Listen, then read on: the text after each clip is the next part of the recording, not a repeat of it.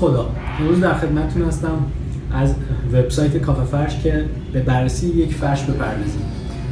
در این ویدیو ما می‌خوایم با جنبه‌های مختلف این فرشی که مشاهده می‌کنید همراهتون باشیم و معرفی کنیم هم طرح رو، نقشه رو، شرکتایی که عرضه می‌کنن این نقشه رو و علل خصوص همین فرشی که مشاهده می‌کنید.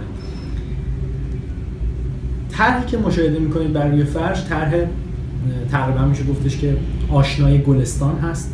این طرح با نام‌های متفاوتی در شرکت‌های مختلف عرضه میشه. فرشی که ما داریم بررسی می‌کنیم با نام و نقشه تبریز در واقع زیر مجموعه فرش شرکت اسطوره است.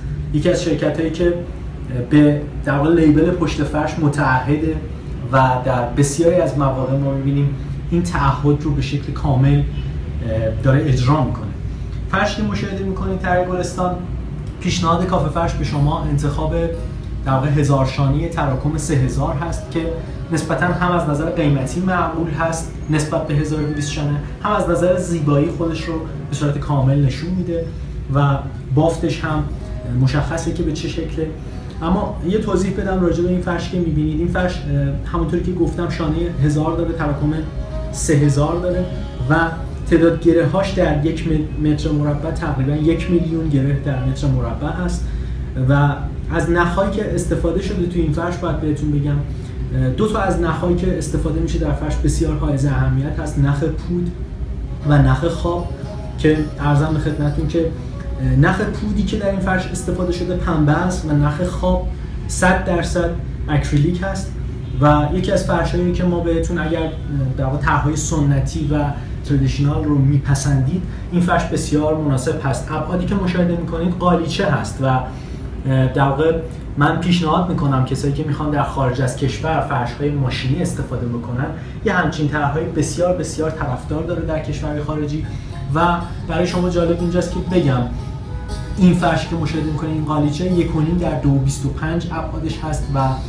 وزنش تقریبی به صورت تقریبی 11 تا 13 کیلوگرم هست اگر احیانا میخواید برای خارج از کشور ارسال بکنید این فرش رو. نکته حائز اهمیتی که شما میتونید در واقع ببینید وبسایت کافه فرش است. در وبسایت کافه فرش که به صورت 24 ساعته فعال هست و در خدمت شما دوستان هست میتونید برای خرید این فرش سرچ بکنید داخل منوی جستجو تبریز و یا خود شرکت اسطوره فرقی نداره. شرکت اسطوره تنها نمایندگی آنلاین فروشش شرکت کافه فرش هست و این فرش رو داره عرضه میکنه در سایت کافه فرش. ما هم کاملا بی‌طرفانه و با قضاوتی که در کافه فرش انجام میدیم یکی از در واقع انتخاب هایی که به شما معرفی میکنیم برای خرید رو داریم خدمتتون اعلام میکنیم.